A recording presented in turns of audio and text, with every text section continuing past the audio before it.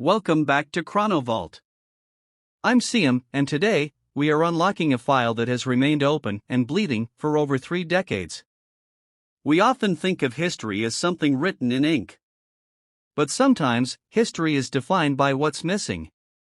In the heart of Boston, there is a palace of ghosts where the most valuable objects in the world were swallowed by the night. Grab your lantern, we're heading into the shadows of 1990. To understand the crime, you have to understand the woman. Isabella Stewart Gardner, Mrs. Jack to the Boston elite, was a firebrand. In an era of Victorian restraint, she walked pet lions on leashes and sat in the front row of boxing matches.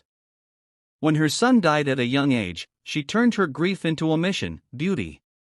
She traveled the globe, stripping the palaces of Europe and the temples of Asia of their greatest treasures.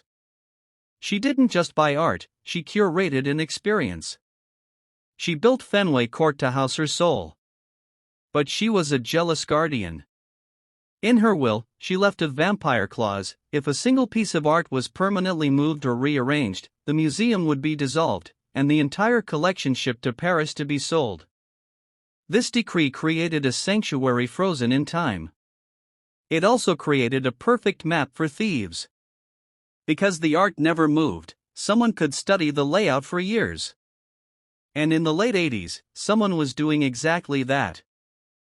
March 18, 1990. The city of Boston is nursing a St. Patrick's Day hangover. The streets are quiet, save for the occasional siren. Inside the museum, 2 guards are on duty. One is Rick Abath, a 23-year-old art school dropout with long hair and a penchant for the Grateful Dead. At 1:24 a.m., a buzzer cuts through the silence. Abath looks at the monitor. 2 men in Boston police uniforms are at the Palace Road entrance. Police. Open up. We've got a report of a disturbance in the courtyard. This was the first domino. Abath knew the rules: never open the door. But these were the police. Or so he thought. He buzzed them in. The taller officer looks at Abath and says, "You look familiar. Is there a warrant out for your arrest?" He lures Abath out from behind the desk, the only place with a silent panic button. "Don't worry," the thief says as he snaps the cuffs on. "This isn't an arrest. It's a robbery." For the next 81 minutes, the museum was a workshop of destruction. The thieves didn't have professional tools. They didn't have gloves. They moved through the Dutch room like butchers. They took the vermeer.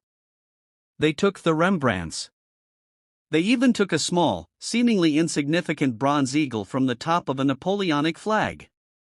Why? Perhaps they thought it was gold.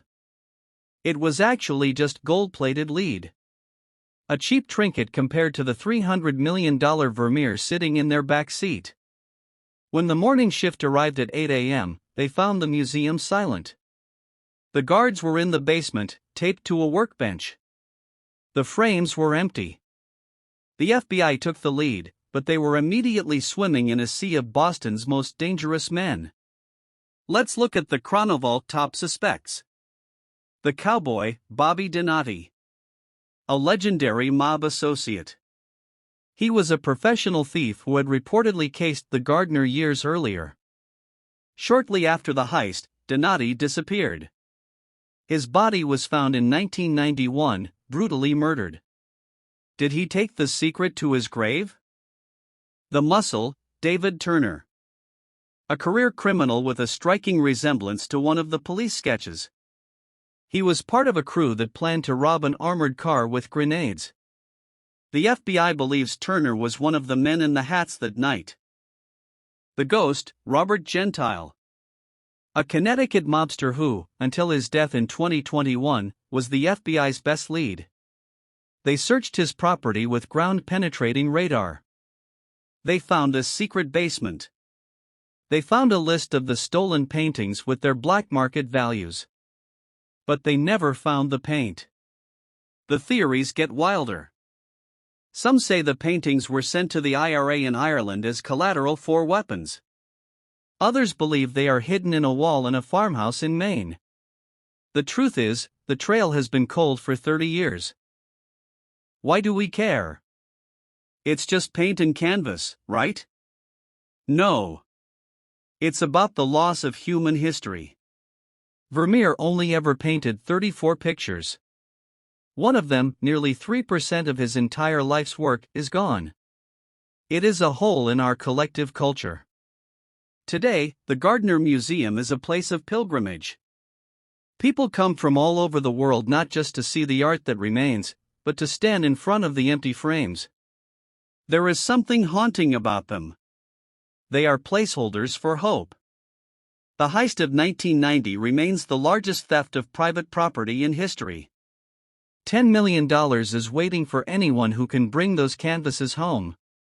But as the decades pass, we have to ask, are we looking for paintings, or are we looking for ghosts? If you enjoyed this deep dive into the vault, hit that subscribe button and ring the bell. We travel through the cracks of time every week to bring you the stories the world tried to forget. I'm your host, signing off from the ChronoVault. Keep searching for the truth.